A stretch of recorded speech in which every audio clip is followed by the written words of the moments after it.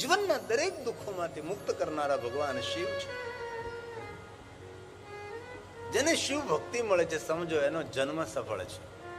સફલમ જીવિતમ, મહાદેવની ભક્તિ જેમને મળે છે. આજે ભગવાન વિષ્ણુજીને કહેવાથી નારદજી ભગવાન મહાદેવની કથાનું શ્રવણ કરવા માટે બ્રહ્મલોકમાં પધારે છે. પિતા બ્રહ્માની પાસે આવે છે. સુંદર ઊંચા આસન પર બ્રહ્માજી બિરાજે છે. બ્રહ્માજીને પ્રણામ કરે છે, સાષ્ટાંગ પ્રણામ કરે છે. નારદજી પિતાજીને દંડવત પ્રણામ કરે છે. અને ત્યારબાદ નારદજી પિતા બ્રહ્માજીની પરિક્રમા કરે છે. અને પરિક્રમા કર્યા બાદ ફરી પાછા પ્રણામ કરે, સાષ્ટાંગ પ્રણામ કરે, દંડવત પ્રણામ કરે છે. આને શિષ્ટાચાર કહેવાય છે. આપણે આપણા પિતાજીને પગે લાગીએ પણ સાષ્ટાંગ નહીં, દંડવત તો ભૂલથી નહીં, અને પરિક્રમા તો સપનામાં પણ ન કરીએ. આપણે માતા પિતાની પરિક્રમા કરવાનો પણ મહિમા છે. તીર્થોની પરિક્રમા કરવા જઈએ, મંદિરોની પરિક્રમા કરીએ છીએ.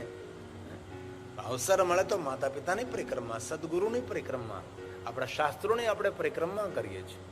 આપણી આ શ્રેષ્ઠ પરંપરા છે પરિક્રમા, તેનો એક મહિમા છે. હાથ જોડીને નારદજી કહે છે, પિતા બ્રહ્માજી, ભગવાન વિષ્ણુના કહેવાથી તમારી પાસે આવ્યો છું. હે પિતાજી, આપ મને મહાદેવની કથા સંભળાવો. બ્રહ્મા પોતાના આસન ઉપરથી ઉભા થાય છે, પુત્ર નારદની પાસે આવે છે અને નારદને કહે છે કે નારદ, હું પ્રણામ કરું છું તમને, હું પગે લાગુ છું. નારદ પૂછવા લાગે છે, પિતા બ્રહ્મા, મને શા માટે તમે પગે લાગો છો? હું તો તમારો પુત્ર છું, હું તમને પગે લાગુ, પ્રણામ કરું, એ પરંપરા છે. આપ મારા પિતા થઈને પુત્રને તમે પગે લાગો છો. ત્યારે બ્રહ્માજી બહુ સરસ વાત કરી છે. બ્રહ્માજી એમ કહ્યું છે, નારદ, દુનિયાનો કોઈ પણ માણસ હોય તો પોતાના મુખમાં તેવા શબ્દો બોલે કે મારે મહાદેવની કથા સાંભળવી છે, એ સમયે માનવ પ્રણામ કરવાને યોગ્ય બને છે, પગે લાગવાને પાત્ર બની જાય છે. ફક્ત એટલું બોલવા માત્રથી કે મને મહાદેવની કથા સાંભળવી છે, મને શંકર ભગવાનની કથાનું શ્રવણ કરવું છે, એટલું બોલવા માત્રથી મનુષ્ય પ્રણમ્ય બને છે. જો કથા સાંભળે છે એનો મહિમા કેટલો, ફલમ વક્તો ના શકનો મેં. શંકર ભગવાનની કથા જે સાંભળે છે દેવતાઓ માટે પણ વંદનીય છે. બિરાજો નારદ, હું તમને ભગવાન મહાદેવની કથા કહું. હવે બ્રહ્મલોકમાં બ્રહ્માજી નારદની સામે ભગવાન શિવની કથાનો પ્રારંભ કરે છે. અને બ્રહ્મા કહે છે કે નારદ, લોક હિત માટે, જગત હિત માટે, માનવ માત્રના સુખ માટે, સૌના કલ્યાણ માટે હું ભગવાનની મહાદેવની કથા હું તમને કહીશ. બ્રહ્માજી નારદની સામે ભગવાન શંકર ભગવાનની કથાનો પ્રારંભ કરે છે. ના શ્લોક બ્રહ્માના મુખમાંથી પ્રગટ થાય છે. નારદને કહે છે, હે સાધુ, સાંભળો તમે, હું તમને શંકર ભગવાનની કથા કહું છું. નવી શિવ મહાપણ કથાનો પ્રારંભ બ્રહ્માજી બ્રહ્મલોકમાં કરે છે. બ્રહ્મા બોલે છે, ભો બ્રહ્મન સાધુ પુષ્ટો ત્વયા વિબુધ સતતા લોકોપકારિણા નિત્યમ લોકાના હિતકામ્ય. જગત હિત માટે, લોકોના કલ્યાણ માટે, લોકાના જગતના સુખ માટે, માનવ માત્રના કલ્યાણ માટે. એ નારદ, હું તમને ભગવાન મહાદેવની કથા કહું છું, સાંભળો નારદજી. બ્રહ્મા કહે છે, મહાદેવની કથાનો પ્રારંભ કરું એ પહેલા ભગવાન શિવની વંદના કરો. ભગવાન શિવની સ્તુતિ કરી છે.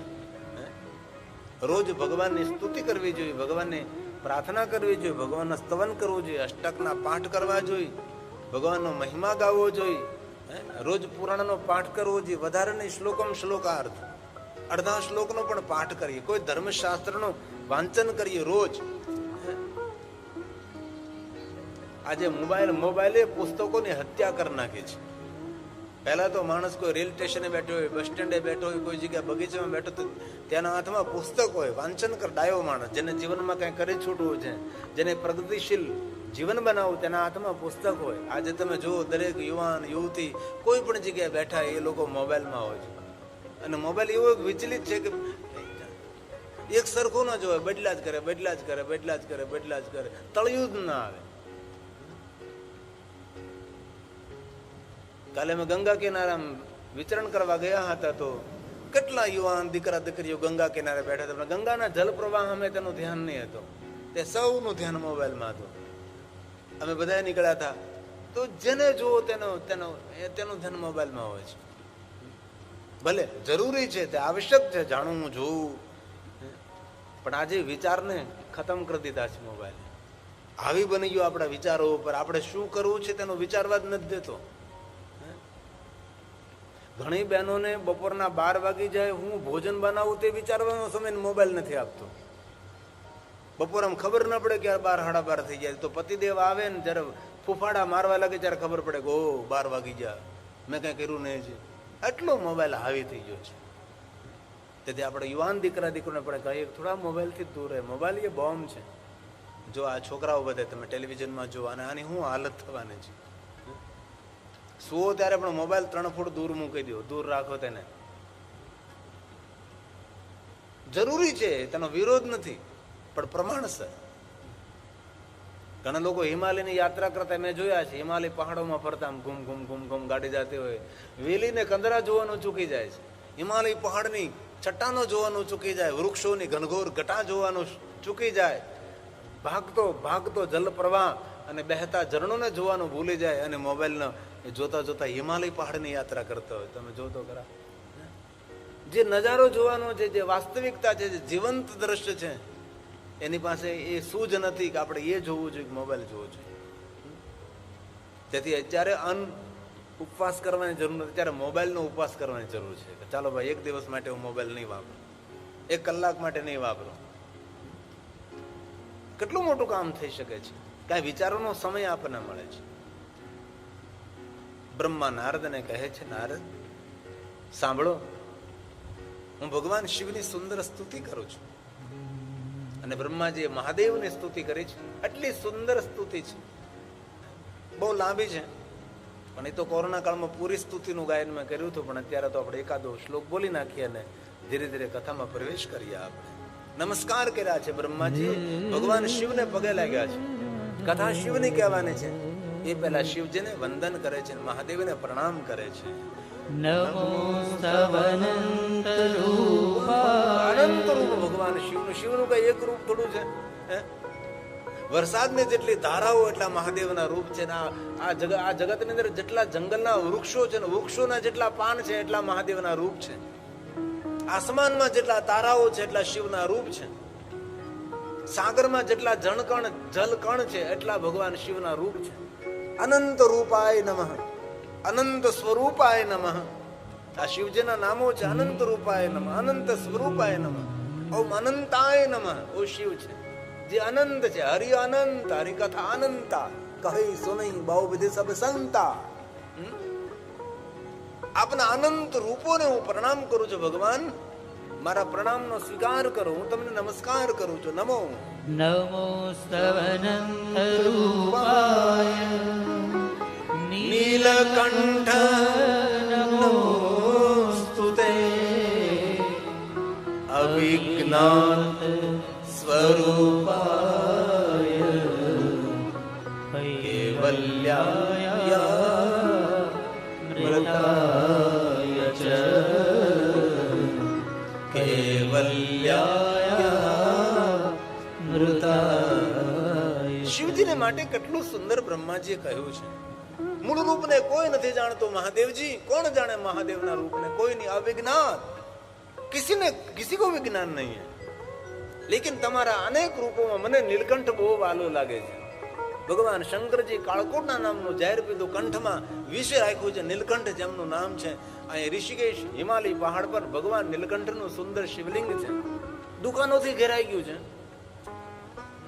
ત્યારે બધું સિમેન્ટ કોકરના જંગલો બની ગયા છે અને વચ્ચે મહાદેવનું શિવાલય છે. પણ આવતા સમય બધા મંદિરોનો જીર્ણોદ્ધાર થઈ રહ્યો, એનો પણ થશે કંઈક. તીર્થો ડેવલપ થઈ રહ્યા છે, તીર્થોનો વિસ્તાર થઈ રહ્યો છે, વિકાસ થઈ રહ્યો છે.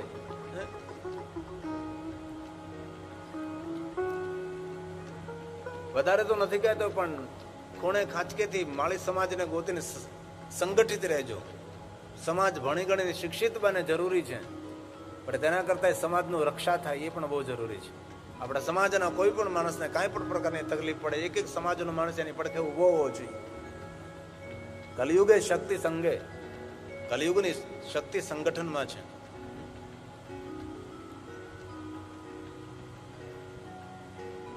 કાલે એક દ્રશ્ય જોયું. એક સિંહ હોય છે, જંગલી કૂતરાનો શિકાર કરતો હોય છે. જંગલી કૂતરા આવે જેને આપણે નાર પણ કહી શકીએ છીએ, તેનો શિકાર કરતો હતો. આ સિંહને ખબર નહીં કે આની સાથે આખું ટોળું છે, અને આખું ટોળું આવી પડ્યું, સિંહને ભારે પડી ગયું. ચારે બધું થઈ, જંગલી કૂતરાઓ સિંહને પકડી લીધો છે. અને નીચે લખેલું હતું આ સંઘની શક્તિ છે, સંગઠનની શક્તિ છે. સિંહ જેવાને પણ છૂથી નાખે.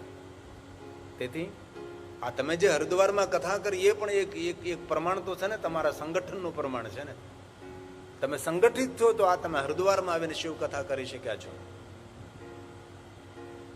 અને માળી સમાજનો એટલો મોટો કોઈ વિસ્તાર ન હોય, એ સમાજ બહુ નાનો સમાજ હોય ને. કઈ આપડા કામ એટલો બધો મોટો સમાજ ન હોય. ગામ હોય એકાદ બે ઘર હોય, શહેરો અહીંયા થોડા ઘર હોય. જેવી રીતે અમારો 10 નામ સમાજ, એટલો બધો કઈ મોટો સમાજ ન હોય, નાનકડો સમાજ, લઘુ સમાજ હોય છે. આપણે સંગઠિત નહીં બનીએ તો કૂતરા આપણને ભસતા રહેશે.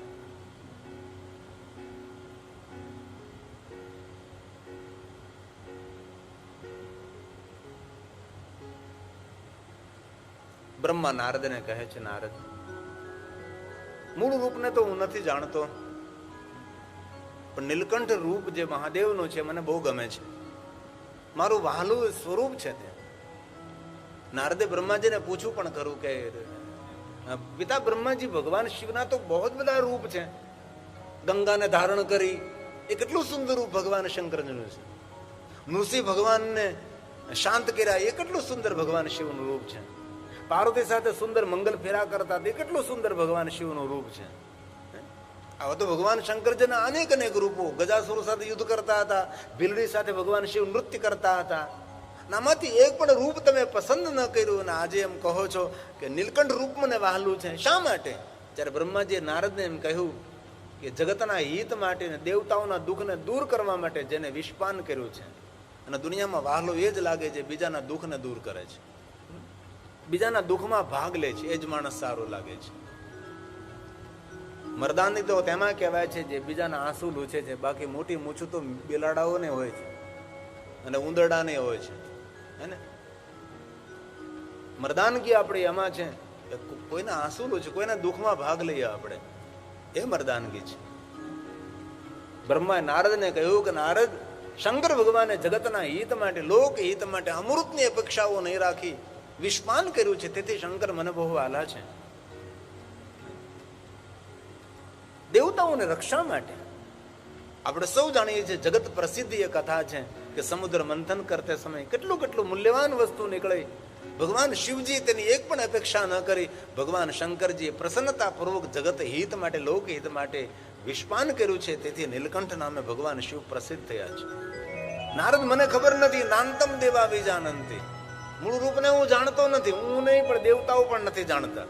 નાંતમ દેવા, નાંતમ દેવા વિજાનંતિ, વિજાનંતિ નહીં જાણતા કોઈ. યસ્ય તસ્મૈ નમો નમઃ યમ ન વાચ પ્રશંસન્તિ નમસ્તસ્મૈ ચિદાત્મને નમસ્તસ્મૈ ચિદાત્મને. બસ નમસ્કાર કરું, તેને પ્રણામ કરું છું. જેના તત્વને કોઈ સંપૂર્ણ પૂર્ણ જાણતું નથી એવા ભગવાન શિવની હું વંદના કરું છું. બ્રહ્માજી ભગવાન શંકરની વંદના કરી છે, મહાદેવને પગે લાગ્યા છે. હવે બ્રહ્માજી નારદની સામે ભગવાન શિવની કથાનો પ્રારંભ કરે છે. ત્યારે બ્રહ્મા નારદને એમ કહે છે કે નારદ, મહાદેવની કથા જ્યારે પ્રારંભ થાય છે ત્યારે જગતના બધા જ પાપો બળીને ભસ્મ થાય છે. સર્વ પાપ ક્ષયો ભવે. જ્યારે શંકર ભગવાનની કથાનો પ્રારંભ થાય છે ત્યારે આપણા બધા જ પાપોમાંથી મનુષ્ય મુક્ત બને છે. આવું શિવ મહાપડ ગ્રંથની અંદર ભગવાન વ્યાસે કહ્યું છે. આ સુંદર બ્રહ્માજી નારદને કથા કહે છે અને કહે છે કે નારદ ક્યાં શબ્દોમાં તમારા પુણ્યની હું પ્રશંસા કરું કે તમે ભગવાન શંકરજીની કથા સાંભળવા માટે બ્રહ્મલોકની અંદર યાત્રા કરીને આવ્યા છો. જેમ આપણે આપણા ગામથી યાત્રા કરીને હરિદ્વાર સુધી કથા સાંભળવા માટે પહોંચ્યા, એવી જ રીતે નારદજી પૂરા તીર્થોની યાત્રા કરતા કરતા અને વૈકુંઠ લોક છોડીને બ્રહ્મલોકમાં પોતા બ્રહ્માના મુખેથી કથા સાંભળવા માટે બિરાજમાન છે. અને બ્રહ્મા અને નારદજી સુંદર સંવાદ કરે છે અને ભગવાન શંકરજીની કથાનું સુંદર ગાયન કરે.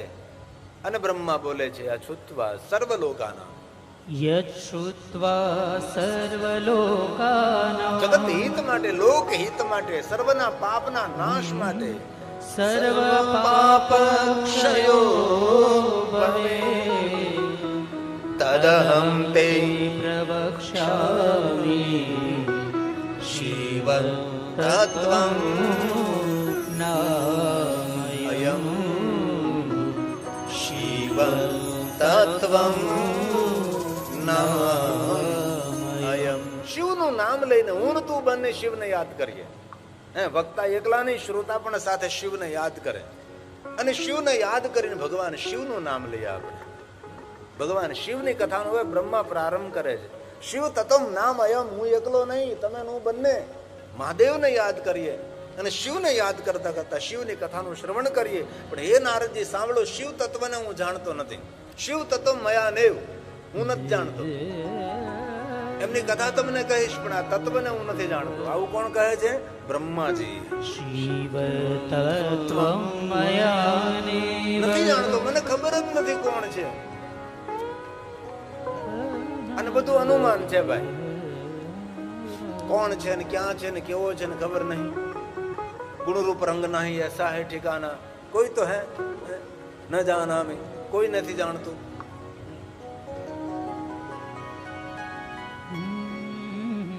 વ્યાસ ભગવાને પણ કહી દીધું ન તવે તદ વર્ણિયામાં, મને ખબર જ નથી કોણ છે. એમનું વર્ણન કરવા માટે મારી પાસે વાણી નથી, મારી પાસે શબ્દો નથી. અને ઈશ્વર પ્રત્યે તો બધી ધારણા છે ને, શ્રદ્ધા અને વિશ્વાસ એ જ એના રૂપ છે. બાકી કોને ખબર ક્યાં હોય ને શું હોય. 60, 70, 80, 90 વર્ષનું 100 વર્ષનું જીવન ભાઈ, આગળ જીવન કહેવાય.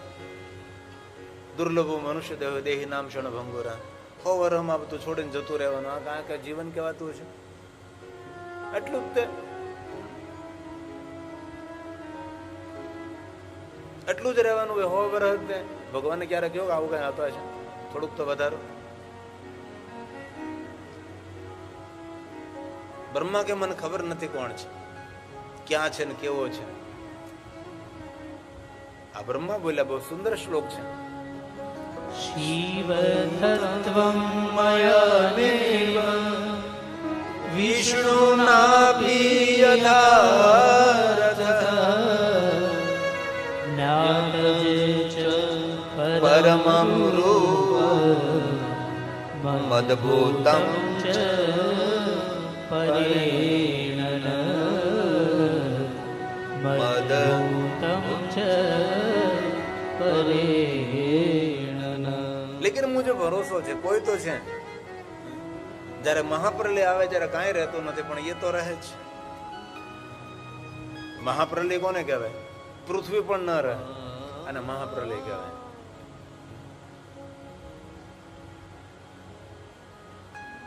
અને એ તો સત્ય છે ને, કઈ નવું તો છે જ નહીં.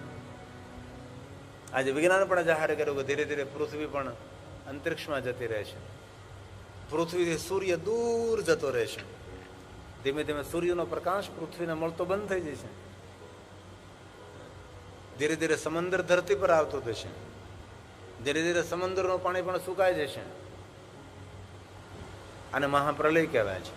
ન તારકમ ન સૂર્ય ન ચંદ્ર કુછ ભી નહીં, કાંઈ નથી રહેતું. નષ્ટો સ્થાવર જંગમે સબ કુછ મહાપ્રલય કાલે છે. મહાપ્રલય કાલે ચ નષ્ટે સ્થાવર જંગમે આસીતમોમયં સર્વં મનર્ક ગૃહતારકં મનર્ક ગ્રહ તારકમ બધું સમાપ્ત.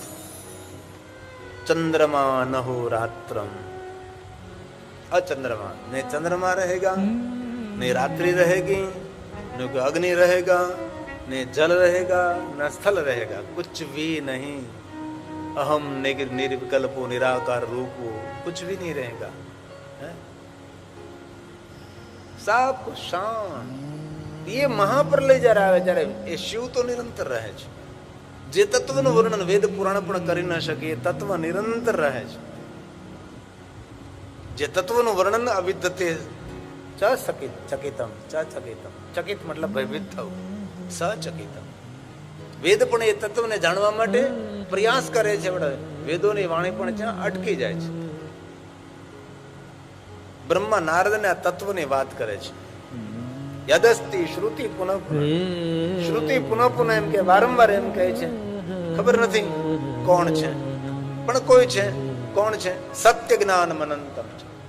કોઈ સત્ય સ્વરૂપ પરમાત્મા છે. તેના રૂપની ખબર નથી, તેના રંગની ખબર નથી, તેના આકારની ખબર નથી. ઈશ્વર શ્રેષ્ઠ કવિ છે અને પોતાની લખાયેલી કવિતાનો ખુદ પોતે અભિનય કરે છે. અને એ પ્રકૃતિ છે. આપણે જે નજરે જોઈએ છીએ એમની કૃતિ છે, એમની પ્રકૃતિ છે. કથા તો ઓઠના પડદાઓને ખોલીને વાણીના દ્રશ્યો ભજવવાની વાત છે. અનુભૂતિ તો કઈક જુદી જ હોય છે. કથા વાર્તા સાંભળી અને ઈશ્વરની અનુભૂતિ કરવી મતલબ નકશામાં હિમાલય પહાડને જોવો. એ કથા. હિમાલય પહાડની અનુભૂતિ ક્યારે થાય? તમે હિમાલય પહાડની યાત્રા કરો.